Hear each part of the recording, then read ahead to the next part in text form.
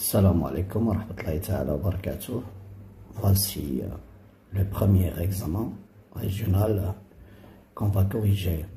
Mais avant de le corriger, vous avez consulté ce groupe Telegram dans le premier commentaire. Vous avez téléchargé l'examen, le travailler tout seul, sans regarder bien sûr vos leçons sur le cahier de leçons. Puis après, vous allez comparer votre travail avec la correction dans cette vidéo. Alors commençons par la lecture du support.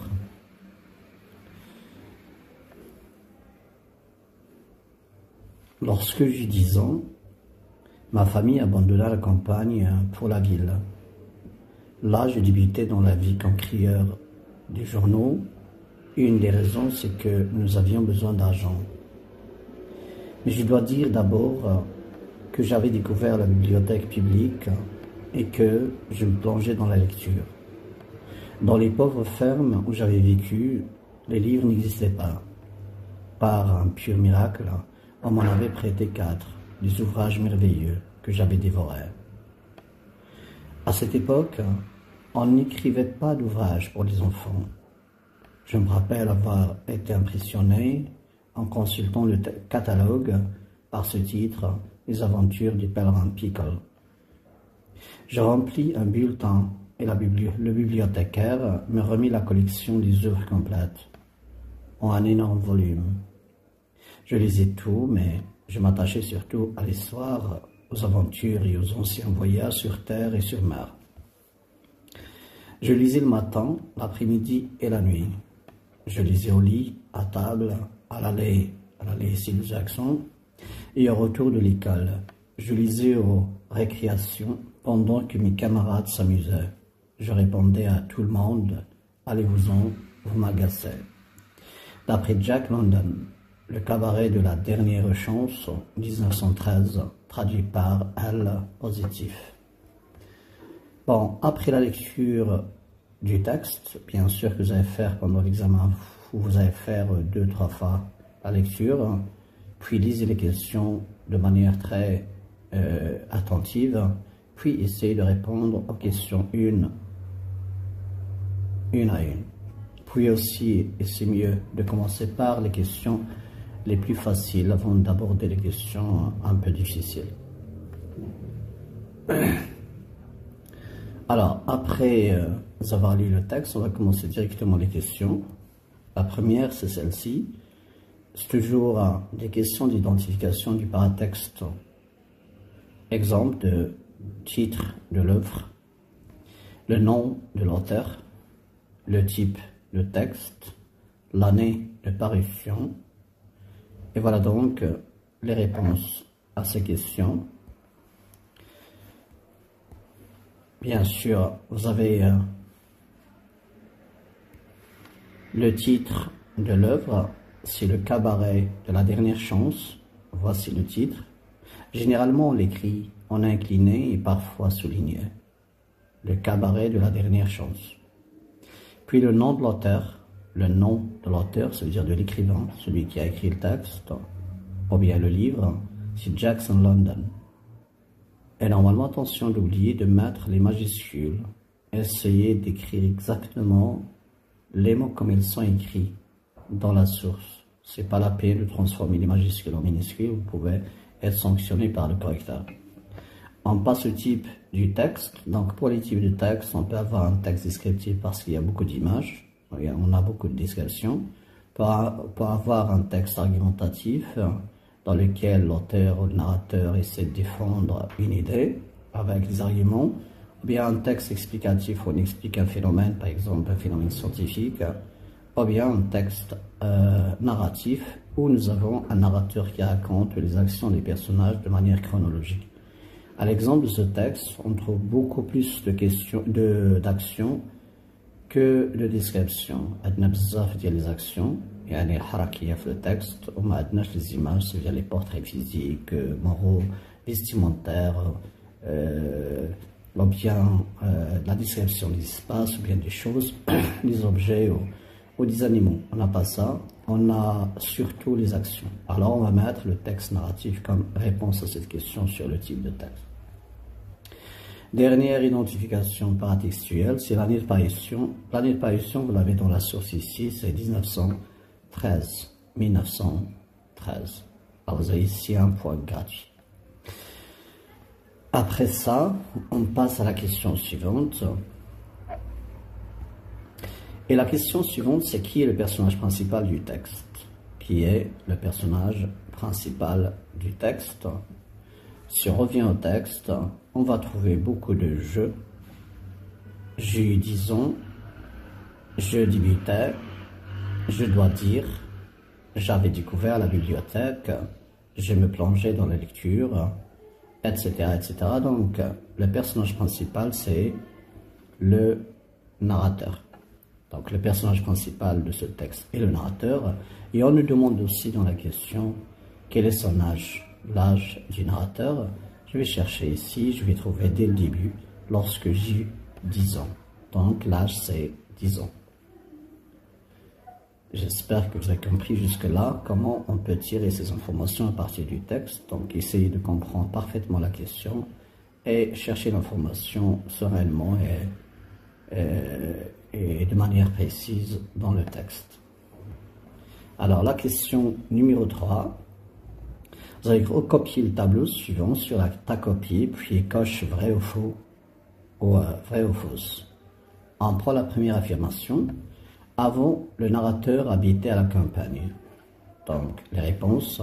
Lorsque j'ai 10 ans, ma famille abandonna la campagne pour la ville. Donc, si vous revenez au texte, vous allez trouver dans le premier paragraphe que la famille du narrateur a fait une exode. Ça veut dire, il a déménagé de la campagne, du village vers la ville. Ok, donc on va mettre vrai. C'est une réponse, ou plutôt une affirmation vraie. Deuxième affirmation, la famille du narrateur était riche. Si on cherche dans le texte, on va trouver, je débutais ma vie comme crieur de journaux. Et donc imaginez un enfant qui est crieur de journaux, il essaie de les vendre. S'il est vraiment riche, ou sa famille était riche, il ne va pas vendre les journaux à son bas âge. Ou bien, nous avons aussi une autre indication qui montre que c'est faux. Nous avons besoin d'argent. La famille a besoin d'argent. Voilà donc, c'est fausse cette affirmation. Troisième affirmation, le narrateur aimait les livres d'aventure. Et si on cherche dans le texte, vous allez trouver, je m'attachais surtout à l'histoire, aux aventures. Donc, il s'attachait, il aimait les livres d'aventure. C'est donc juste. Quatrième et dernière affirmation, le narrateur aimait lire partout, ça veut dire à tout endroit et à tous les moments de la journée. On va trouver dans le texte, je lisais tout, je lisais au lit, à table, à l'aller et au retour de l'école. On a aussi un autre passage, matin et soir. Voilà, c'est là. Vous savez, je lisais tout, mais je m'attachais surtout à l'histoire, aux aventures et aux anciens voyages sur terre et sur mer. Je lisais le matin, après-midi et la nuit. Donc, voici les réponses qu'on peut avoir pour justifier que cette affirmation est vraie. Là, c'est pour la question numéro 3. On passe maintenant à la question numéro 4. On nous demande de relever dans le texte ce qui montre que l'enfant était un grand lecteur. Ça veut dire qu'elle aime beaucoup la lecture. Dans le texte, nous avons ce qui montre que l'enfant était un grand lecteur et je lisais tout. Je lisais le matin, l'après-midi et la nuit. Et on a encore d'autres indices, on peut les avoir à l'exemple de là. Par un pur miracle, on m'en avait prêté 4 ouvrages, des ouvrages merveilleux, extraordinaires, que j'avais dévorés. Donc, son envie de lecture est une envie insatiable, c'est-à-dire il adore lire les ouvrages. Ce qui le montre, c'est le terme dévorer, c'est une métaphore verbale. Bon, on passe maintenant à la question suivante. C'est la 5e. L'enfant répond à ses camarades qui s'amusaient. Vous m'agacez. Cette phrase signifie est-ce vous m'amusez, vous me faites honte, vous m'énervez, vous m'attristez. Recopie la bonne réponse. Alors la bonne réponse c'est celle-ci. Vous m'agacez signifie vous m'énervez. Pourquoi? Parce qu'on le dérange, lui, il adore lire. C'est sa source de distraction alors que ses amis aimaient se distraire en jouant, en s'amusant. Voilà. L'information, pardon, la question suivante, c'est la 6e. Le narrateur fréquentait beaucoup la bibliothèque. Dit pourquoi en choisissant la bonne réponse. Est-ce que c'est pour prêter des livres à ses camarades? Est-ce que c'est pour vendre ses vieux livres? Ou bien c'est pour emprunter des livres, c'est-à-dire les demander et les avoir? Ou bien pour échanger des livres?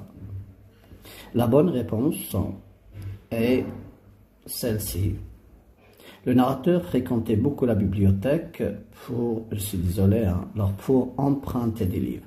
C'est celle-ci. Je ne l'ai pas écrite, cette réponse. Ok, alors c'est la 6e A. On va voir la 6e B.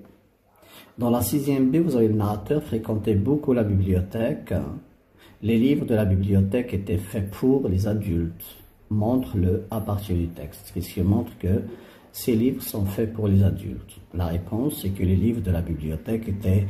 ce qui le montre, pardon, c'est à cette époque, on n'écrivait pas d'ouvrages pour les enfants. Donc la plupart des ouvrages qui ont été écrits à cette époque-là, c'était des ouvrages destinés à des lecteurs adultes et non pas des lecteurs enfants. Question suivante, c'est la 7e. Si tu étais à la place du narrateur, aimerais-tu passer tout ton temps à lire? Justifie ta réponse par une phrase. Donc vous êtes libre de dire oui, j'allais lire comme lui, ou bien au contraire, je ne crois pas pouvoir le faire. Voici un exemple. Si j'étais à la place du narrateur, je ne pourrais pas passer tout le temps à lire. Pourquoi? Car malheureusement, je m'ennuie vite. Ça veut dire, je ne suis pas un fan de lecture, je ne suis pas passionné par la lecture. Là, c'est une possibilité de réponse, bien sûr. On peut avoir plusieurs autres. Bien. Alors maintenant, on passe aux questions. On passe aux questions de langue et communication. Et la première, c'est celle-ci. On vous demande de relever du 3e paragraphe 2 conjonctions de coordination. 2 conjonctions de coordination. 2e paragraphe, selon la ligne, c'est à partir de mais. Je ne sais pas est-ce que c'est le 2e ou le 3e. Oui, 3e paragraphe. Donc c'est pas mais à cette époque. Normalement encore, je ici, il doit être normalement ici, non pas là. De toute manière, on va considérer que tout ça, c'est le 3e paragraphe. À cette époque, on n'écrivait pas d'ouvrage pour les enfants. Je me rappelle avoir été impressionné en consultant le catalogue par ce titre, Les aventures du pèlerin Pickle. Je remplis un bulletin et le bibliothécaire me remit la collection. Alors vous avez ici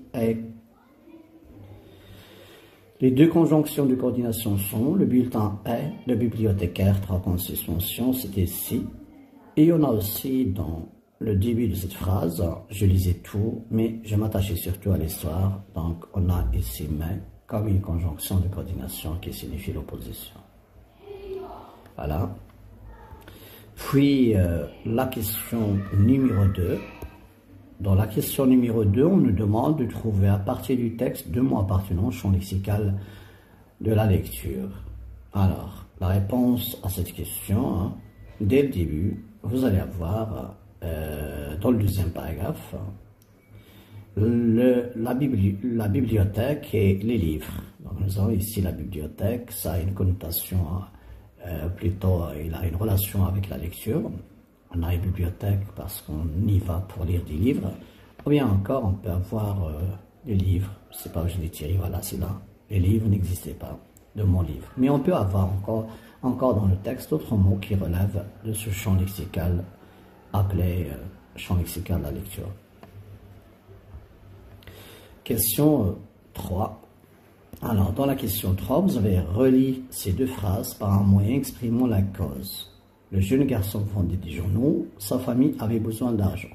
Donc il faut d'abord trouver où est dans ces parmi ces deux propositions, où est celle qui représente la cause de l'autre? Est-ce que la deuxième est la cause de la première ou l'inverse? Est-ce que la première est la cause de la deuxième?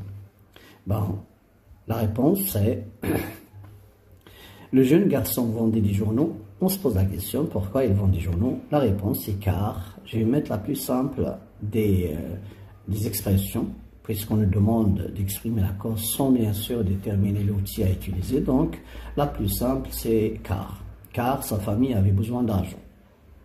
Ou bien, on peut avoir du moment que sa famille a besoin d'argent, virgule, le jeune garçon vendait des journaux. Ou bien, le jeune garçon vendait des journaux du moment que sa famille avait besoin d'argent. Ou bien, vu que, ou bien, autre outil de cause qu'on peut mettre ici.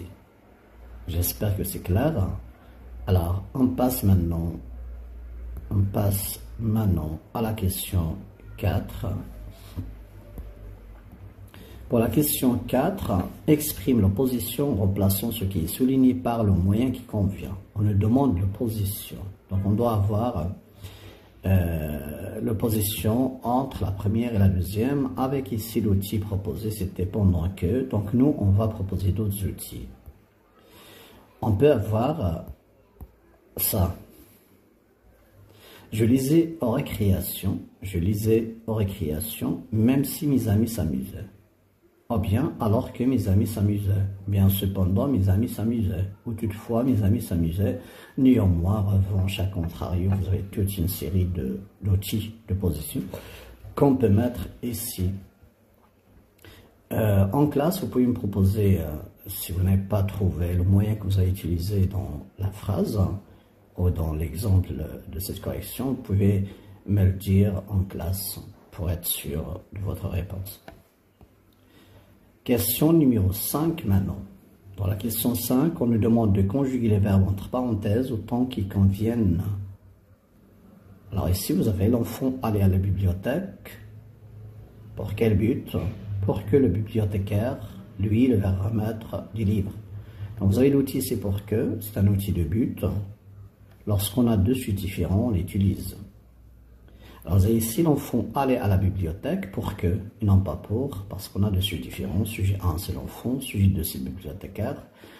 Selon ce que nous avons fait dans les leçons, il faut donc que pour que introduise le subjonctif dans la subordonnée circonstancielle de but. Alors c'est pour cela qu'on nous demande de remettre le verbe au temps qui convient, et le temps immédiat qui convient, c'est le présent de subjonctif. Pour que le bibliothécaire lui remette des livres. Voilà. Puis, la question suivante, c'est 6. Conjugue les verbes entre parenthèses au temps qui conviennent. Et nous avons ici une principale plus une subordonnée de condition qui commence par si. Et si, c'est un outil de corrélation avec si plus quel temps pour avoir le conditionnel présent. Selon les règles que nous avons faites en classe, on doit avoir si plus imparfait plus conditionnel présent. Donc la réponse sera celle-ci. Si les camarades lisaient, ils n'auraient pas le temps pour s'amuser. Voilà, si plus imparfait plus conditionnel présent. Donc on doit mettre l'imparfait dans lire. Voilà, puis la 6e et dernière question, c'est celle-ci. Vous avez un tableau de communication, un tableau pour, on vous demande pour le premier énoncé, la situation de communication qui lui correspond. S'il est vrai que beaucoup d'adolescents aiment jouer, il n'empêche que la lecture reste le meilleur moyen pour passer du bon temps. Alors, quelle est la réponse qu'on peut proposer? Ici, un exemple, bien sûr, de situation de communication. Vous avez « il est vrai que », et puis cela n'empêche que. Ça veut dire à la place, on peut mettre « mais », par exemple. Et en revanche, on a un professeur fait une concession en acceptant, d'accord, en acceptant que les adolescents ont besoin de jouer pour se distraire. Mais en même temps, celui qui parle, il fait une opposition, il s'oppose à ce point de vue pour proposer quelque chose de mieux, bien attirer l'attention sur un autre élément. Alors, le professeur fait une concession à un autre prof de sport sur le jeu. Donc, pour le prof de sport, le jeu est très important pour les adolescents, ça les amuse. Mais bien sûr, ce professeur, par exemple, de littérature, a accepté le fait, mais en même temps, il s'y oppose en donnant le reste. suivi d'une opposition, présentons la lecture comme le meilleur moyen de distraction. Donc pour ce prof, le meilleur moyen de distraction, c'est pas le jeu, mais c'est la lecture. Voilà. L'inverse maintenant. Vous avez un professeur qui a constaté que les jeunes ne lisent pas assez. Il émet une hypothèse en s'adressant à un journaliste lors d'une interview. Ce qu'il pourrait dire pour émettre l'hypothèse, les jeunes ne lisent pas assez aujourd'hui, peut-être qu'ils préfèrent les jeux électroniques. Voilà. L'outil pour faire l'hypothèse ici, c'est peut-être, comme on peut aussi avoir, il se peut que plus subjonctif ou les autres outils, mais quand même, quand on vous donne des situations de communication comme ça et on vous demande uniquement d'exprimer l'hypothèse, choisissez l'outil le plus simple pour ne pas commettre d'erreur. Bonne chance. J'espère que vous avez compris. Cette correction du premier examen, pour la production écrite, on va faire une vidéo à part. Et à la salam alaikum.